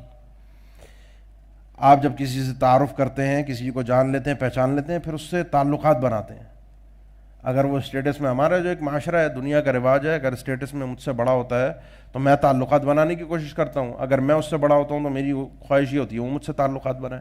مجھے اس سے کام ہے تو میں تعلقات بناؤں گا، اس کو مجھ سے کام ہے تو وہ مجھ سے تعلقات بنائے گا. اللہ غنی ہے، اللہ صمد ہے، اس کو کسی سے کوئی کام نہیں ہے. میں نے اسی لیے عرض کیا تھا سورہ اخلاص جو ہے یہ وہ صورت ہے جس میں خواص ہیں، اللہ تعالیٰ کی خاص چیزیں ذکر ہیں جو کسی کے اندر نہیں پائے، وہ اس کو کسی کی ضرورت ہی نہیں ہے. حدیث قدسی میں وہ فرماتا ہے یا عبادی لو ان اولکم وآخرکم وانسکم وجنکم کانوا علی اتقى قلب رجل واحد منکم ما زاد من ملک شیئا. صحیح مسلم میں حدیث اللہ کے نبی فرماتے ہیں، اللہ تعالیٰ فرماتا ہے اے انسانوں اور جنوں، تمہاری پہلے انسان سے لے کر آخری انسان تک، آدم علیہ السلام سے اس دنیا میں قیامت تک آخری آنے والا شخص، ساری انسانیت اور سارے جن اس دنیا کے سب سے پرہیزگار، سب سے نیک انسان کی طرح بن جائیں. اور سب سے نیک انسان مثال کے طور پہ اللہ کے نبی جناب محمد رسول اللہ صلی اللہ علیہ وسلم کی طرح ہو جائے، سب سے مقرب بندے اللہ کے، ان کی طرح ہو جائے ساری انسانیت، سارے جن. ما زاد من ملکی شیئا، یہ چیز میری بادشاہت میں ذرہ برابر اضافہ نہیں کر سکتی، مجھے کوئی فائدہ نہیں ہوگا. جو ہے، جو میں ہوں وہ ہوں. اور یہی ساری انسانیت اور سارے جن مل کر اس دنیا کے بدترین انسان کی طرح بن جائیں، گناہ گار، فاجر، فاسق، فرعون، نمرود، اس طرح کے گھٹیا لوگوں کی طرح بن جائیں، بالکل نافرمان اللہ کے. فرمایا یہ چیز مجھے کوئی نقصان نہیں پہنچائے گی, میری بادشاہت میں ذرہ برابر کمی نہیں ہوگی, جو میں ہوں وہ ہوں. لو ان اولکم وآخرکم وانسکم وجنکم کانوا فی صعید واحد, یہی ساری انسانیت اور جن سب کے سب مل کر ایک میدان میں جمع ہوں اور ہر شخص اپنی اپنی خواہش کے مطابق اللہ سے مانگے کیا مانگنا چاہتا ہے. آپ تصور کیجئے آپ کے دل میں کیا خواہش ہے, کیا مانگنا چاہتے ہیں, اپنی خواہشات لائیے اپنے دل میں, سوچئے, اور ہر انسان اپنی اپنی خواہش کے مطابق جو رب سے مانگنا چاہتا ہے وہ مانگ لے, جو مانگنا چاہتا ہے, اور رب اسے دے گا. قادر ہے, ان اللہ علی کل شیء قدیر وللہ خزائن السماوات والارض, آسمان اور زمین کے سارے خزانے اس کے ہیں, وہ ساری کائنات پر قادر ہے, وہ ہر چیز کا نظام, کوئی چیز اس کی قدرت سے باہر نہیں, کوئی چیز اس کی طاقت سے باہر نہیں. جب وہ سب کچھ کر سکتا ہے تو فرمایا کہ میں ہر انسان کو اس کی خواہش کے مطابق مانگی ہوئی چیزیں عطا کر دوں گا, سب کو سب کچھ دے دوں گا, جتنی انسانیت آئی اور آئے گی, جتنے جن ہیں سب کو. پھر جانتے ہو میرے خزانوں میں کتنی کمی آئے گی. میرے خزانوں میں اگر کمی کو جاننا چاہتے ہو تو جاؤ ایک سوئی کو اٹھاؤ اور اس چھوٹی سی سوئی کو لے جا کر پورے ایک سمندر کے اندر لے جا کر ڈبو دو, ڈبو کر باہر نکالو اور دیکھو کہ پورے سمندر میں اس سوئی کے ڈبونے کے بعد کتنی کمی واقع ہو گئی, سمندر کا پانی کتنا کم ہو گیا. اس سوئی کے اندر سیدھی سی سوئی ہوتی ہے, ایک قطرہ بھی بمشکل اس پر لگ کر آئے گا اور وہ بھی ٹپک کر واپس گر جائے گا. فرمایا یہ زیادہ ہے سمندر کے اندر اس سوئی کی وجہ سے جو پانی کی کمی یہ زیادہ ہے, ساری انسانیت اور جنوں کو دینے کے باوجود بھی میرے خزانے میں اتنی کمی بھی واقع نہیں ہوگی, یہ میں اللہ ہوں. تو ضرورت میری اور آپ کی اللہ سے تعلقات بنانے کی, اللہ کو مجھ سے تعلقات بنانے کی ضرورت نہیں ہے. وہ ہم پر مہربان ہے, رحمان ہے, وہ عدل کرنے والا ہے, وہ سب کچھ ہے. وہ اپنی رحمتیں, اپنا عدل, اپنا تواب ہونا, اپنا غفور ہونا, وہ سب ان اسماء کے مظاہر کو ہم پر ظاہر کرتا ہے, لیکن وہ محتاج نہیں ہے. محتاج میں اور آپ ہیں اللہ کو جاننے کے, اللہ سے تعلقات بنانے کے. تو آئیے اب اپنی نظام کے مطابق اللہ سے تعلقات بنائیے, اور یہ تعلقات بنیاد ہے اللہ کے نبی صلی اللہ علیہ وسلم کے اس فرمان پر, جو فرمان آپ صلی اللہ علیہ وسلم نے سیدنا ابن عباس رضی اللہ عنہ سے فرمایا تھا. چھوٹے سے بچے تھے, چھوٹے سے بچے کو شروع سے ذہن میں یہ بات ان کے دماغ میں ڈال دی بچپن سے, تعلقات کی بنیاد اللہ سے کیا ہوگی, اللہ سے کس طریقے سے پیش آنا ہے. ان کو فرمایا یا غلام احفظ اللہ یحفظک, اے بیٹے, اے بچے, اللہ کے دین کی, اس کے احکامات کی حفاظت کر, اللہ تیری حفاظت کرے گا. یہ اللہ کا ایک اپنا ایک قانون ہے بنایا ہوا, جو پورے قرآن میں ساری احادیث میں آپ کو نظر آئے گا. اس قانون کا نام ہے الجزاء من جنس العمل, جس کو ہم اردو میں کہتے ہیں, ہمارا بھی محاورہ ہے, جیسا کرو گے ویسا بھرو گے, جیسی کرنی ویسی بھرنی, جیسے اللہ سے پیش آؤ گے ویسے اللہ سے صلے کی امید رکھو. باقی وہ اپنی طرف سے کوئی اور معاملہ کرے, یہ اس کا فضل ہے, ورنہ اللہ کے دین کی تم حفاظت کر رہے ہو, تمہاری حفاظت کرے گا. پھر تمہیں ہر قسم کے شر سے, برائی سے عافیتوں میں رکھے گا. جیسا کہ میں نے عرض کیا تھا آپ سے, جناب موسیٰ, جناب ابراہیم اور محمد الرسول اللہ صلی اللہ علیہ وسلم, ان انبیاء کے ناموں کے اور ان انبیاء کے ساتھ جو اللہ نے کیا وہ کیا تھا, وہ اللہ کی طرف سے خاص حفاظت تھی. تم بھی اللہ کی حفاظت کرو گے, اس کے دین کی حفاظت کرو گے, تمہاری حفاظت کرے گا. اور جب تم اللہ کے دین کی, اس کی احکامات کی حفاظت کرو گے, جیسے اللہ نے کہا ہے ویسے تم کرو گے. کیونکہ تعلقات کی بنیاد یہ ہے, اللہ کو جب جان لیا, اب جو وہ کہہ رہا ہے وہ کرتے جاؤ, اس میں سوال نہیں ہوتا. پھر کیوں نہیں پوچھا جاتا ایسا کیوں ہے, ہم یہ کیوں کریں, روزہ کیوں رکھیں, زکوٰۃ کیوں دیں, حج کیوں کریں, حج میں یہ کام کیوں کریں, کنکریاں کیوں مارنی ہیں. یہ جس طرح کچھ لوگوں کو عادت ہوتی ہے, ان کے دماغ میں یہ بات گھسی ہوئی ہوتی ہے کہ جب تک کسی چیز کی لاجک سمجھ میں نہیں آئے گی ہم نے نہیں کرنا. لاجک ہوتی ہے, میں نے عرض کیا اللہ حکیم ہے, اس کے ہر کام میں حکمت ہے, مصلحت ہے, فائدہ ہے. فضول اللہ نے کوئی حکم نہیں دیا, لیکن وہ مصلحت ہمیں بتانا اللہ کے لیے ضروری نہیں ہے. اللہ ہمارا پابند نہیں ہے, ہم پابند ہیں اس کے. تو وہ مصلحت ہمیں کوئی فائدہ حکمت بتائے, لاجک بتا دے, اچھی بات ہے, وہ ہمارے ایمان کو بڑھا دیتی ہے. لاجک نہ بتائے, فائدہ نہ بتائے, ہمارا پھر بھی اس پر ایمان ہے, کیونکہ ہمارے ایمان میں فرق نہیں آئے گا, ہمارے تعلقات اس سے مضبوط ہیں. تو جب تمہارا ایمان ایسا ہوگا تو تجدہ تجاہک, ہمیشہ اللہ کو اپنے سامنے پاؤ گے. مشکل, تکلیف, پریشانی میں تم اس کو اپنے سامنے دیکھو گے, وہ تمہیں اپنی مدد کرتا ہوا نظر آئے گا. اذا سألت فاسأل اللہ, جس اللہ کو تم نے جانا, اس کے خزانوں کے بارے میں جانا, اس کی قدرت کے بارے میں جانا, جس اللہ کو تم پہچانتے ہو, جس اللہ سے تمہارے تعلقات ہیں, تو جب مانگنا ہو پھر مانگنا بھی اس سے, جب خزانے سارے اس کے ہیں, پھر دنیا کیا دے گی تمہیں. وَإِذَا اسْتَعَنْتَ فَاسْتَعِنْ بِاللَّهِ، مدد چاہیے ہو تو وہ مدد بھی اللہ سے مانگنا. اور ایک بات یاد رکھنا ہے، یہ ابن عباس رضی اللہ عنہ کو نصیحت تھی کہ بیٹے ہے بچے، وَعْلَمْ أَنَّ الْأُمَّةَ لَوْ اجْتَمَعُوا عَلَىٰ أَن يَنفَعُوكَ بِشَيْءٍ لَمْ يَنفَعُوا بِشَيْءٍ إِلَّا مَا قَدْ كَتَبَهُ اللَّهُ لَكَ. یہ ساری انسانیت، سارے لوگ جمع ہو جائیں اور تجھے ایک ذرے کا فائدہ دینا چاہیں، کہ ایک ذرے کا تجھے فائدہ ہو جائے، نفع دینا چاہیں، فرمایا یہ اس وقت تک نہیں دے سکتے جب تک کہ رب نے فیصلہ نہ کیا ہو. تو نفع اور نقصان کا مالک رب ہے، تعلقات اس سے بنانے ہیں، معرفت اس کی حاصل کرنی ہے. یہ ہمارے ایک دوسرے سے تعلقات نفع اور نقصان کے لیے کہ فلاں سے اگر میرے تعلقات ہو گئے تو مجھے فائدہ ہو جائے گا، فلاں مجھے جانتا ہے، فلاں ایسے. یہ دنیا تعلقات یہ سب یہیں رہ جائیں گے، کوئی کسی کے کام نہیں آ سکتا اگر اللہ نے نہیں لکھا. اگر اللہ سے تعلقات اچھے نہیں تو دنیا تو گزر جائے گی جیسی تیسی، آخرت میں بڑی پریشانی ہوگی کیونکہ اللہ سے تعلقات نہیں ہوں گے. اور وہاں مالک یوم الدین فیصلہ صرف اس نے کرنا ہے، کوئی اور ساتھ نہیں ہوگا، کوئی اور کام نہیں آئے گا. وہی فیصلہ اسی کے حکم سے سفارش بھی ہوگی، جس کو وہ کہے گا وہ سفارش کرے گا، جس کے لیے کہے گا اسی کے لیے سفارش ہوگی، جتنی کہے گا اتنی ہوگی. یہ بھی اس کی ایک عجیب قدرت ہے، ایک عجیب نظام ہے. تو وہ مالک یوم الدین، لہذا ساری امت سب مل کر تمہیں ایک ذرے کا فائدہ پہنچانا چاہیں اس وقت تک نہیں پہنچا سکتے جب تک اللہ نے تمہارے مقدر میں نہ لکھا ہو.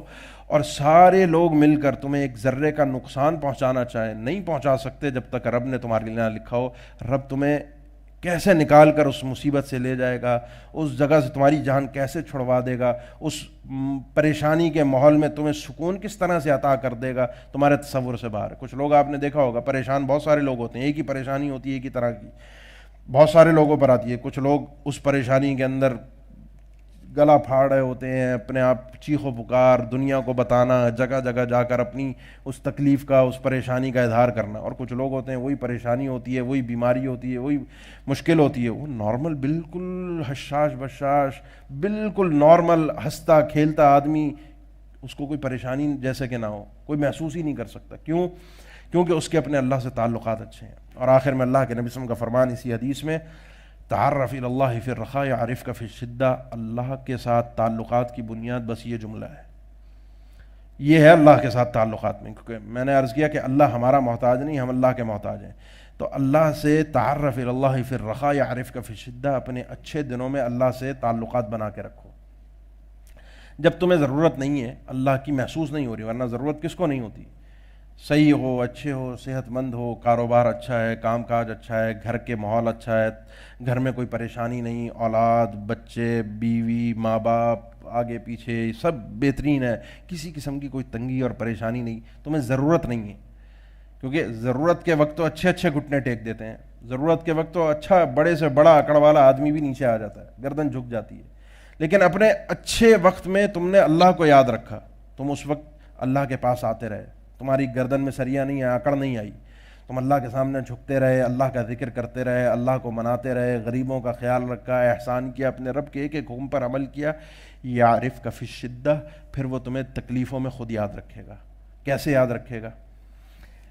انبیاء کے اوپر جب بھی کوئی تکلیف آئی، جیسے مثال کے طور پہ سورہ انبیاء میں خاص طور پر بڑی مزیدار صورت ہے، صورت کو سمجھ کر ایک دفعہ پڑھیں، آپ کو پتہ چلے گا اللہ سے تعلقات والے لوگوں کے ساتھ اللہ کرتا کیا ہے. سورہ انبیاء میں اللہ تعالیٰ نے کئی انبیاء کا تذکرہ فرمایا ہے. ان کئی انبیاء کے تذکرے میں اللہ تعالیٰ نے جناب ایوب کی بیماری کا تذکرہ بھی کیا، جناب داؤد اور سلیمان علیہ السلام کا تذکرہ بھی کیا کہ اللہ نے ان کو کس کس قسم کی نعمتوں سے نوازا تھا، جناب یونس کا تذکرہ بھی کیا، اور جناب یونس کی وہ الفاظ اور وہ دعا بھی ذکر کی، وَظَنُّونِ إِذْ ذَهَبَ مُغَاضِبًا فَظَنَّ أَن لَّن نَّقْدِرَ عَلَيْهِ فَنَادَىٰ فِي الظُّلُمَاتِ. انہوں نے کئی اندھیروں میں سے پکارا، اور پکار کر کیا کہا؟ لا الہ الا انت سبحانک انی کنت من الظالمین. کوئی لمبی چوڑی باتیں اللہ سے نہیں ہوتی. اللہ کو، یعنی اللہ کے نبی صلی اللہ علیہ وسلم نے سید عائشہ سے ایک دن کہا تھا کہ جب اللہ سے مانگو دعا کرو، یہ لمبی چوڑی فہرست نہیں ہوتی اللہ سے مانگنے کی، مختصر دو جملوں میں وہ تو دلوں کے حالوں سے واقف ہے، بس اس سے مانگنے کا انداز انسان کو ڈھنگ آ جائے کہ اس کو راضی کس طریقے سے کرنا ہے. اور راضی کرنے کا طریقہ کار یہ ہے کہ لا الہ الا انت سبحانک، اللہ تیرے علاوہ کوئی عبادت کے لائق ہے ہی نہیں، سبحانک تو پاک ہے، غلطی مجھ سے ہوئی، قصوروار میں ہوں، انی کنت من الظالمین، ظالم تو میں تھا. نتیجہ کیا نکلا؟ فاستجبنا لہ فنجینا. وہ اتنے اندھیروں میں تھے، پانی کے اندر، رات کا اندھیرا، مچھلی کے پیٹ کا اندھیرا، مچھلی کے پیٹ میں بھی سانسیں فراہم کرنے والا کون تھا؟ سوچیں، غور کیجیے. یعنی یہ سارے جو ظاہری اسباب اور وسائل ہوتے ہیں نا، سب دھرے کے دھرے رہ جاتے ہیں. انسان کو جہاں زندہ رکھنا ہو وہاں زندہ رکھ دیتا ہے، اور جہاں مارنا ہو ہٹا کٹا بالکل چلتا پھرتا ہنستا بستا انسان بھی لمحے بھر میں ختم ہو جاتا ہے، پتہ ہی نہیں چلتا. ایک دم لمحے میں موت آتی ہے اور پتہ ہی نہیں چلتا. اور کوئی طاقت دنیا کی، کوئی علاج، کوئی دوائی اس کو نہیں بچا سکتی. اور بچانے کو مچھلی کے پیٹ میں پانی پہنچایا، پھر اس عقل میں یہ دعا بھی ڈالی، اس دماغ میں یہ دعا بھی ڈالی اور وہ دعا کروائی. فاستجبنا لہ، اللہ نے فرمایا ہم نے ان کی دعا کو قبول کیا. فنجیناہ من الغم، اس تکلیف سے ان کو نجات دی. وکذالک ننجی المؤمنین، اسی طرح ہم مومنوں کو نجات دیتے رہتے ہیں. یہی طریقہ ہے ہمارا. انہوں نے کتنی دفعہ یہ آیت کریمہ پڑھی تھی؟ ہم 1.25 لاکھ دفعہ پڑھتے ہیں، ہمارے مسائل حل نہیں ہوتے. کیوں؟ تعرف الی اللہ فی الرخاء یعرفک فی الشدہ. اچھے دنوں میں اللہ کو یاد رکھو، وہ تمہاری تکلیف کے دنوں میں تمہیں یاد رکھے گا. جب ایسی تکلیف ہے، ایک دفعہ پکارا، یہاں مسئلہ حل ہو گیا. جتنے انبیاء ہیں، ربنا ظلمنا انفسنا وان لم تغفر لنا وترحمنا لنکن من الخاسرین، پکارا ادھر رب کو، ادھر رب سے فریاد کی اور ادھر رب نے قبول کی. اچھے دنوں میں اللہ کو یاد رکھا تھا. اللہ جب انسان پر تکلیف آئی، وہ اللہ ساتھ چھوڑنے والا، باوفا ہے، وہ ساتھ دینے والا ہے، وہ انسان کے ساتھ ہے. لیکن اچھے دنوں میں اس سے تعلقات اچھے ہوں تو تکلیف کے دنوں میں فوراً وہ تمہارے کام آئے گا. لیکن پھر تعلقات اچھے نہیں ہیں، پھر انسان کو اپنے آپ کو رگڑنا پڑتا ہے، منانا پڑتا ہے اللہ کو. جیسے تعلقات ہوں اسی طرح اپنے آپ کو گھسنا پڑتا ہے انسان کو. پھر جیسے اللہ کے فیصلے ہوں، وہ اس قابل ہوتا ہے کہ اس کو دیا جائے تو دیتا ہے، نہیں ہو تو نہیں دیتا. اللہ تعالیٰ کا اس میں اعظم ہے. اللہ کے نبی صلی اللہ علیہ وسلم نے ایک شخص کو دعا کرتے ہوئے دیکھا. وہ دعا کر رہا تھا، اللہم انی اسألوک، انی اشہد، اور ایک روایت میں بھی انک، اللہم انی اسألوک انک انت اللہ لا الہ الا انت الاحد الصمد الذی لم یلد ولم یولد ولم یکن لہ کفوا احد. یہ سورہ اخلاص ہے. اور شروع میں کہ اللہ میں تجھ سے سوال کرتا ہوں کیونکہ تو وہ اللہ ہے جو اکیلا ہے، جو بے نیاز ہے، جس کو کسی کی ضرورت نہیں، جو کسی کی اولاد نہیں، جس کے کوئی ماں باپ نہیں، جس کا کوئی ساتھی اور ہمسر برابر نہیں.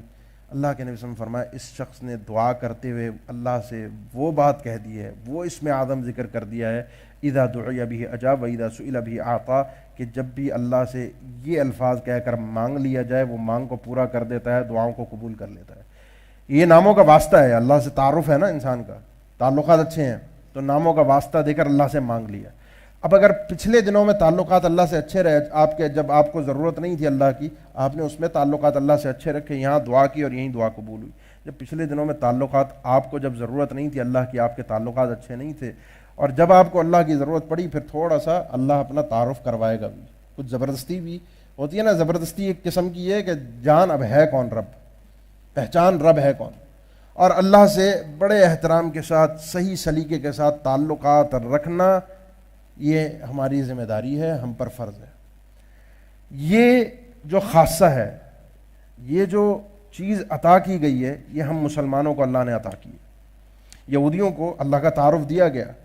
ایسی بدبخت قوم کہ اللہ کا تعارف ان کو کروایا گیا، اللہ کی پہچان ان کو کروائی گئی. اور ایسے گھٹیا لوگ کہ کہنے لگے ان اللہ فقیر ونحن اغنیاء، اللہ فقیر ہے ہم غنی ہیں. یہ تو ہم سے مانگتا رہتا ہے کہ من ذا الذی یقرض اللہ قرضا حسنا، کون ہے جو قرض حسنا دے گا، کون ہے جو غریبوں کی مدد کرے گا.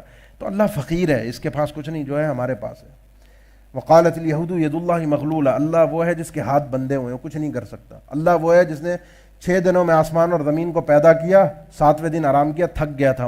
وما مسنا من لغوب، اللہ نے ان سب باتوں کا رد کیا، ان کے سب باتیں ذکر کی اور ان سب کا رد کیا.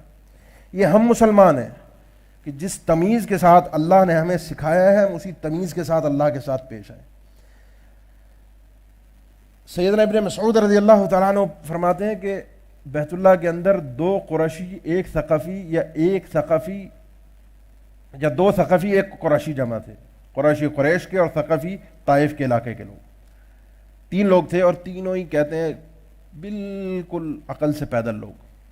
کہتے ہیں اللہ ہماری، ایک نے کہا اللہ ہماری پتہ نہیں سنتا ہے نہیں سنتا، جب ہم بولتے ہیں جب اللہ کو پتہ چلتا ہے ہمیں کیا ضرورت ہے. ایک نے کہا ہاں اگر ہم اونچی آواز سے بولیں تو اللہ سن لیتا ہے، آہستہ آواز میں بولیں تو اللہ نہیں سنتا. ایک نے کہا جب وہ اونچی آواز کو سن لیتا ہے تو آہستہ کو بھی سن سکتا ہے. یہ سب اپنی اپنی عقل کی باتیں تھیں. اللہ نے فرمایا وما کنتم تستترون ان يشهد عليكم سمعكم ولا ابصاركم وذلكم ظنكم الذي ظننتم بربكم ارداكم فاصبحتم من الخاسرين. جو تمہارے خیالات اللہ کے بارے میں تھے یہی تمہیں لے ڈوبے. اللہ کو جس طرح اللہ نے سمجھایا ہے، اپنا تعارف کروایا ہے، نہ میری عقل سمجھ سکتی ہے، نہ میں اپنے آپ، میرے اندر، جیسا کہ میں نے شروع میں عرض کیا، میرے اندر صلاحیت نہیں کہ میں اللہ کو جان سکوں. اللہ نے خود اپنا تعارف کروایا ہے، جس طریقے سے کروایا اسی طریقے سے سمجھنا ہے، ادب اور احترام کے ساتھ سمجھنا ہے. اور اس احترام میں کہ اللہ، جیسے مثال کے طور پہ ان لوگوں نے کہا کہ سنتا ہے نہیں سنتا، اللہ کے نبی صلی اللہ علیہ وسلم کے پاس ایک عورت آئی، آ کر اس کا قصہ بڑا عجیب ہے. آپ نے بارہا سنا ہوگا، سورہ مجادلہ کی ابتدائی آیت ہے. خولہ رضی اللہ تعالیٰ عنہ، سیدھا سا قضیہ تھا. اللہ کے نبی، میرے شوہر نے مجھے وہ الفاظ کہے ہیں جو الفاظ اس وقت کے معاشرے میں دور جاہلیت سے طلاق، نہ صرف طلاق بلکہ ایسی طلاق کے جس کے بعد رجوع اور عدت اور یہ سب چیزیں ختم، اس کے بعد میاں بیوی کا تعلق ہی ختم. اور وہ یہ ہے کہ کوئی شخص اپنی بیوی کو کہہ دے کہ تو میرے لیے ایسے جیسے میرے لیے میری ماں. ماں کہہ دینا بیوی کو، اس کے لیے ابدی حرام، ہمیشہ ہمیشہ کے لیے عورت حرام، کبھی اس کی بیوی نہیں بن سکتی. طلاق کیا، طلاق سے آگے کے سارے مراحل ختم کر دیے، رشتہ ہمیشہ ہمیشہ کے لیے توڑ دیا. رواج اس دور میں پہلے سے چلا آ رہا تھا. اس عورت نے کہا یہ میرا شوہر ہے، اس نے جملہ کہہ دیا ہے، مجھے نہیں پتا، میری ساری جوانی چلی گئی، بچے ہیں، میں کہاں جاؤں گی؟ یہ تو رشتہ ختم کر کے اس کی تو جان چھوڑ گئی، مرد ہے، کہیں بھی جا کر جو بھی کر لے گا. یہ دیکھیں، تعرف الی اللہ فی الرخاء یعرفک فی الشدہ. یہ مشکل وقت میں اس نے رب کو یاد رکھا. رب نے اس کو کیسا یاد رکھا؟ اب یہ تکلیف آئی کہ شوہر سے رشتہ ختم، ناتا ختم، معاملہ ختم، کہاں جائے گی، کیا کرے گی؟ اللہ کے نبی صلی اللہ علیہ وسلم سے بات کر، اللہ کے نبی صلی اللہ علیہ وسلم نے کہا کوئی حل نہیں ہے. طریقہ کار، رواج یہی چلا آ رہا ہے کہ یہ طلاق اور ایسی طلاق کے رشتہ ختم، حل کوئی ہے ہی نہیں. اللہ نے فرمایا کہ قد سمع اللہ قول التی تجادلک فی زوجہا وتشتکی الی اللہ. اللہ تعالیٰ نے اس عورت کی ان باتوں کو سنا. سید عائشہ رضی اللہ تعالیٰ عنہ فرماتی ہیں کہ اللہ کی سماعت کتنی وسیع ہے، اس کا سننا کتنا وسیع ہے کہ چھوٹے سے گھر میں یہ عورت بیٹھ کر جب نبی صلی اللہ علیہ وسلم سے باتیں کر رہی تھی، میں بھی کان لگا کے بیٹھی ہوئی تھی کہ عورت بات کیا کر رہی ہے. کہتی ہیں مجال ہے مجھے کچھ سمجھ میں آیا اس عورت نے کیا بات کی ہے. بڑے دھیمے انداز میں نبی صلی اللہ علیہ وسلم سے اپنی بات کر رہی تھی. سننے کے باوجود اس کمرے میں بیٹھ کر میں نہ سن سکی، اور وہ اللہ ساتوں آسمانوں کے اوپر بیٹھ کے سن رہا ہے. نہ صرف یہ سن رہا ہے، اس نے سننے کے بعد مسئلے کا حل بھی پیش کیا کہ التی تجادلک فی زوجہا وتشتکی الی اللہ. جو آپ سے جھگڑ رہی تھی، آپ سے بحث مباحثہ کر رہی تھی اپنے شوہر کے بارے میں، اس کو حل چاہیے تھا، اور اپنے رب سے شکایت اس کی رب سے تھی. شکوہ رب کے سامنے رکھا تھا کہ اللہ میرا یہ معاملہ ہے، حل کر. آپ سے مسئلے کا حل کرنے کے لیے مباحثہ آپ سے کر رہی ہے، شکوہ اللہ سے. یہ ہے اللہ سے تعلقات. انسان سب سے قریب اللہ کے کب ہوتا ہے؟ اقرب ما یکون العبد من ربہ وهو ساجد، جب سجدے کی حالت میں ہو. انسان اونچا ہو کر رب کے قریب نہیں ہوتا، نیچے ہو کر اللہ کے سامنے جھک کر. جیسے اللہ نے کہا ہے انسان ویسے زندگی گزار دے، ویسے پھر اللہ کو جانتا رہے، پہچانتا رہے، پھر اللہ اس کے کام آتا رہتا ہے. آخر میں سورہ اخلاص، جیسا کہ میں نے شروع میں عرض کیا تھا آپ کے سامنے، یہ سورہ اخلاص وہ صورت ہے کہ جس کے بارے میں اللہ کے نبی صلی اللہ علیہ وسلم نے فرمایا کہ تعدل ثلث القرآن. یہ اکیلی صورت 3 دفعہ اگر آپ پڑھ لیں گویا کہ آپ نے پورا قرآن اجر و ثواب کے حساب سے پڑھ لیا. یا مضامین کے اعتبار سے علماء کے مختلف اقوال ہیں. ثلث القرآن 1/3 قرآن، 1/3 قرآن ہونے کے بارے میں. اس صورت کے بارے میں 2 واقعات آتے ہیں صحیح بخاری میں، دونوں صحیح بخاری کے اندر موجود ہیں. ایک ہے سیدنا انس رضی اللہ تعالیٰ عنہ سے مسجد قباء کا واقعہ. کہتے ہیں مسجد قباء کے لوگ آئے، ان کے یہاں ایک امام مقرر تھا، اور وہ امام جب بھی نماز ان کو پڑھاتا تھا تو نماز پڑھاتے ہوئے سورہ فاتحہ کے بعد جو بھی کوئی سورت پڑھنی ہوتی، کوئی قرات کرنی ہوتی، اس میں پہلے سورت کو، سورہ اخلاص کو پڑھتا پہلے، پھر کوئی اور آیتیں پڑھنی ہے، کوئی سورت پڑھنی ہے تو وہ پڑھتا. لوگوں نے کہا بھائی تجھے کچھ اور پڑھنا ہے تو پڑھ، سورہ اخلاص پڑھنی ہے تو صرف سورہ اخلاص پڑھ اور پڑھ کے رکوع کر دے. اس نے کہا بھائی مجھے امام رکھنا ہے تو میں اسی طرح کروں گا، سورہ اخلاص پڑھوں گا پھر کچھ اور پڑھوں گا. تمہیں مجھے امام قبول کرنا ہے تو کرو، نہیں کرنا تو السلام علیکم. سیدنا انس فرماتے ہیں وہ آدمی ان میں تھا بھی سب سے نیک، ان کی خواہش تھی نماز بھی یہی پڑھائے. مسئلہ نبی صلی اللہ علیہ وسلم کے پاس لے کر آئے کہ اللہ کے نبی صلی اللہ علیہ وسلم مسئلہ یہ ہے، یہ آدمی یہ کر رہا ہے اور اس طریقے سے کر رہا ہے، سورہ اخلاص پڑھ رہا ہے. آپ صلی اللہ علیہ وسلم نے اس کو بلایا، فرمایا ایسا کیوں کر رہے ہو؟ اس نے کہا انی احبہ، یہ صورت مجھے بڑی پسند ہے، میں اس سے محبت کرتا ہوں. آپ صلی اللہ علیہ وسلم نے ارشاد فرمایا اس کو غلط یا صحیح نہیں کہا. بات تو سوال یہ تھا کہ اس آدمی کا طرز عمل نماز میں صحیح ہے غلط، جواب اس کو کچھ اور مل رہا ہے اور وہ قابل غور جواب ہے. جواب یہ ہے کہ حبک ایہا ادخلک الجنہ، تیرے اس صورت سے محبت کرنا تجھے جنت میں لے گیا. کیوں؟ کیونکہ اس صورت میں اللہ تعالیٰ کا تعارف ہے. یہی واقعہ دوسرا ہے صحیح بخاری میں ہی کہ اللہ کے نبی صلی اللہ علیہ وسلم سید عائشہ رضی اللہ تعالیٰ عنہ فرماتی ہیں ایک لشکر روانہ کیا، اس کا ایک بڑا بنایا، ایک کمانڈر، ایک امیر منتخب کیا کہ یہ تمہارا بڑا ہے، راستے میں ان کو راستے بھر نمازیں پڑھاتا رہا، اور اس کا طرز عمل یہ تھا کہ نماز میں قرات کرتا سورہ فاتحہ کے بعد، تو جو بھی قرات کرتا، قرات کے آخر میں اپنی جو بھی تلاوت ہوتی اس کے آخر میں سورہ اخلاص پڑھتا، آخر میں سورہ اخلاص پڑھتا لازمی۔ صحابہ کرام واپس آئے، اللہ کے نبی صلی اللہ علیہ وسلم نے ذکر کیا کہ اس امیر نے یہ کام کیا، آپ صلی اللہ علیہ وسلم فرمایا لوگوں سے کہ جا کے پوچھو اس نے ایسا کیوں کیا ہے؟ اس شخص نے کہا کہ انی احبها لانها صفت الرحمن، میں سورت سے محبت کرتا ہوں کیونکہ اس میں رحمان کی صفات کا بیان ہے، رحمان ہے کون، کیسا ہے، کیا ہے، میری محبت ہے اس سورت سے، مجھے پسند ہے یہ سورت، اٹھتے بیٹھتے جیتے جاگتے میں چاہتا ہوں بس یہ سورت، نماز میں ہر دفعہ اللہ سے جب ہم کلام ہوں تو گویا کہ اس کا تعارف بھی اس کے سامنے پیش کروں کہ اللہ جو تو نے تعارف کرایا میں اسے جانتا ہوں۔ بات سمجھ میں آ گئی؟ لأنها صفت الرحمن، تو اللہ کے نبی صلی اللہ علیہ وسلم نے فرمایا کہ یہ طرز عمل، پھر وہی جواب نہیں دیا کہ اس کا ٹھیک تھا غلط تھا، اس نے صحیح کیا غلط کیا، فرمایا کہ صحابہ کرام کو فرمایا کہ جا کے اس کو خبر دو ان اللہ یحبہ، یہ اس صورت سے محبت کرتا ہے، اللہ اس سے محبت کرتا ہے۔ اللہ کے تعارف جاننا، اللہ کے تعارف سے محبت کرنا، اللہ کے تعارف کو سمجھنا، پھر اللہ سے تعلقات بنانا، یہ آپ کو ساری دنیا سے مستغنی کر دے گا۔ دنیا کی ہر چیز آپ کو کم نظر آئے گی، کوئی حیثیت نہیں رہے گی اس دنیا کی اور نہ ہی دنیا والوں کی۔ یقین جانیے اگر آپ نے اللہ کو جس طرح اللہ نے اپنا تعارف کروایا اس طرح سمجھ لیا، سارے آپ کے دکھ درد معاملات سب ختم۔ میں کئی ایسے لوگوں کو جانتا ہوں کہ جن کے پاس ظاہری عام طور پر وسائل ہوتے نہیں ہیں، رزق کے، جینے کے، پیسے کے، کمانے کے، دولت کے، وہ لوگ سوال بھی نہیں کرتے، مانگتے بھی نہیں ہیں، اور کوئی ان کو خیرات بھی نہیں دیتا۔ یہ بھی ایک عجیب ہے۔ اور کہاں سے ان کے معاملات کو اللہ پورا کرتا ہے؟ وہ شخص حشاش بشاش، کھیلتا کودتا ہنستا بستا اپنی زندگی میں جیتا ہوا نظر آتا ہے، نہ کسی سے مانگ رہا ہے، نہ کوئی خیرات دے رہا ہے، نہ وہ لے رہا ہے، اور اس کی زندگی بہترین طریقے سے چل رہی ہے۔ قال یا مریم انا لکی ھذا، جب جناب زکریہ علیہ السلام نے سیدہ مریم کے پاس بند کمرے میں ان کو چھوڑ کر چلے گئے اور آ کر دیکھا کہ ایک رزق، ایک کھانے کی چیز ان کے پاس وہاں پر آ گئی، پوچھا یہ آیا کہاں سے؟ قالت هو من عند اللہ، آیا کہاں سے؟ اللہ کی طرف سے آیا۔ بے موسم پھل تھے، نہ اس علاقے کے تھے، نہ موسمی پھل تھے، وہاں پر بند کمرے میں رب نے پہنچا دیے۔ جس رب نے بند کمرے کے اندر بے موسم پھل پہنچا دیے، یہ بات ان کے دماغ کو لگ گئی اور ایسی لگی، کہنے لگے بے موسم پھل یہاں رب دے رہا ہے، تو بے موسم تو میں خود بھی ہوں، بوڑھا خود ہو چکا ہوں، بیوی بانجھ ہے، لیکن جو رب اس کمرے میں رزق دینے پر قادر ہے وہ رب مجھے اولاد دینے پر بھی قادر ہے۔ اور فوراً اپنے رب سے کہا کہ ربی حب لی من لدنک ذریۃ طیبہ۔ یہ تعلقات کی بنیاد ہے، آپ رب پر بھروسہ کیجئے، پھر دیکھیے وہ آپ کے لیے کہاں سے رزق کے دروازے کھولتا ہے، کہاں سے صحت کے دروازے کھولتا ہے، آپ کے گھریلو مسائل، پریشانیاں سب ختم ہو جائیں گی، کچھ ہوں گی بھی تو آپ کو محسوس نہیں ہوں گی۔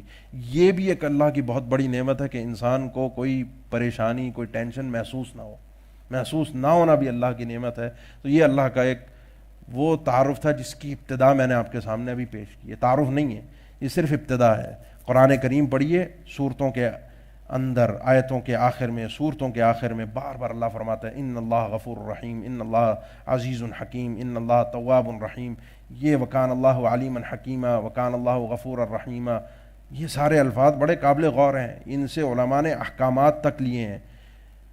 یہ ایک حکم پر الا الذین تابوا من قبل ان تقدروا علیہم فاعلموا ان اللہ غفور الرحیم، جو ڈاکو ہوتے ہیں ان کے بارے میں اللہ تعالیٰ نے فرمایا ان ڈاکوؤں کا حد محاربہ ذکر کی کہ ان ڈاکوؤں کا حکم یہ کہ یہ پکڑے جائیں تو ان کے اوپر یہ حد لگے، یہ 4 قسم کی سزائیں ان کے لیے قرآن میں خود ذکر کی۔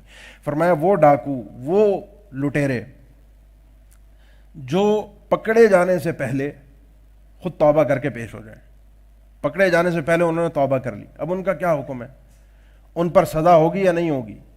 لٹیرے ہیں، ڈاکو ہیں، معاشرے کی ناک میں دم کر کے رکھا ہوا ہے، لیکن پکڑے جانے کے بعد توبہ کریں تو وہ تو سزا نافذ ہے، پکڑے جانے سے پہلے کریں تو فاعلموا، تم جان لو، ان اللہ غفور رحیم، اللہ تعالیٰ بخشنے والا رحم کرنے والا ہے۔ بالاتفاق علماء نے لکھا اللہ تعالیٰ کے یہ 2 نام ہمیں ایک نیا حکم دے رہے ہیں کہ جب اللہ نے انہیں بخش دیا تو دنیا میں بھی ان کو کوئی سزا نہیں ملے گی، یہ نام اللہ کا صرف تعارف نہیں، یہ بہت کچھ سکھا کر جاتے ہیں، یہ بہت سارے احکامات دے کر چلے جاتے ہیں، بہت سارا جینے کا سلیقہ سکھا دیتے ہیں۔ تو یہ ایک آپ کے دل میں ایک صرف امنگ پیدا کرنی تھی، ایک چاہت پیدا کرنی تھی کہ اپنے رب کو جاننے کی کوشش کیجیے۔ جتنا جانیں گے، جتنا پہچانیں گے، اتنا ہی آپ کی زندگی پرسکون آسان ہوگی، نہ صرف دنیا کی زندگی بلکہ آخرت کے مراحل بھی بہت آسان ہو جائیں گے۔ اللہ تعالیٰ آپ کو اور مجھے سمجھنے کی توفیق دے، ایمان کی توفیق دے، عمل کی توفیق دے۔ اللہ تعالیٰ قرآن سمجھنے کی توفیق دے اور ہمیں اپنا ساتھ مضبوطی کے ساتھ تھامنے کی توفیق دے۔ اقول قولی ھذا واستغفر اللہ لی ولکم وآخر دعوانا ان الحمد للہ رب العالمین۔ اس حوالے سے کسی کا کوئی سوال ہو، کوئی پوچھنا چاہتے ہوں تو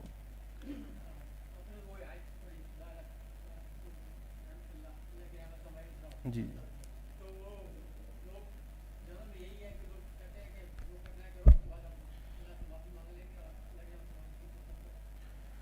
جی یہ سوال آپ نے کیا کہ لا تقنطوا من رحمت اللہ، اللہ کا فرمان ہے کہ اللہ کی رحمت سے مایوس نہ ہو، اور لوگ یہی کہتے ہیں کہ جی جو کرنا ہے جیسے زندگی گزارنی ہے گزار لو، پھر معافی مانگ لیں گے اللہ بخش دے گا، اور یقین ایسے ہے کہ اللہ سے آپ سچی معافی مانگ لیں اللہ بخش دے گا۔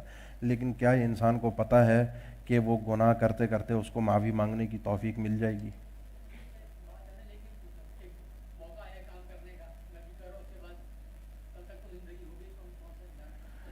میں ابھی بہت پرانی بات نہیں کر رہا، میں آپ کو ابھی کی بات، حشاش بشاش آدمی، کھاتا پیتا، بڑے ایک سرکاری عہدے پر فائز اور اچھے کام کرنے والا عمومی طور پر، بالکل صحت مند، اور ایک گناہ کرتے کرتے اس کی موت واقع ہو گئی، گناہ کرتے، یہ میری اپنی آنکھوں دیکھا، یعنی میرے علم کی بات ہے، اور یہ بھی وہ بہت پرانے عرصے کی بات نہیں ہے، میں اپنی بات کر رہا ہوں۔ اس بندے کو اچھے سرکاری بڑے عہدے پر فائز تھا، بڑی اچھی ٹھاٹ باٹ والا آدمی تھا، اور ویسے بھی نیک کام بہت کرتا تھا، لیکن کچھ گناہوں کی اس کو عادت تھی، اسی گناہ کے درمیان وہ اس دنیا سے رخصت ہو گیا۔ یقین کریں گناہ کے درمیان یہ بڑا ایک خطرناک مرحلہ ہے، کیونکہ جو شخص گناہوں پر ڈٹ جائے اللہ کی رحمت پر امید رکھتے ہوئے، یہ شیطان کا اس کے لیے دھوکہ ہوتا ہے۔ اللہ کی رحمت ایک اپنی ہے، لیکن اللہ تعالیٰ کی رحمت بھی ان لوگوں کو ملے گی جو رحمت کے قابل ہوں۔ یہ رحمت اللہ کی کوئی گری پھیکی چیز نہیں ہے کہ ہر ایک کو نصیب ہو جائے، بڑی قیمتی چیز ہے، اور یہ انہی لوگوں کو نصیب ہوتی ہے جو اس کی قدر کرنا جانتے ہیں۔ تو گناہ ہر ایک سے ہوتے ہیں، گناہ کا نہ ہونا ناممکن ہے۔ ہم انسان پیدا ہی ایک طرح سے سمجھیں کہ ہماری ابتدائی ظلوماً جہولا، ظالم جاہل، یہ گناہ گار ہیں، گناہ تو ہوتے رہیں گے، لیکن ایک انسان خود ڈٹ کر گناہ کرے یہ خطرناک ہے۔ ایک یہ ہے کہ گناہ ہو جائے تو فوراً رک کر اللہ کی بارگاہ میں توبہ کرنے آ جائے، وہ طرز عمل درست ہے۔ باقی ڈٹ کر اللہ کی رحمت کی امید پر گناہ کرتے رہیں، باقی فیصلے تو رب نے کرنے ہیں، جس انسان کے لیے جو اس نے فیصلہ کیا ہے وہ تو اسی کا نافذ ہوگا، لیکن یہ چیز ہے بڑی خطرناک۔ جزاکم اللہ خیر۔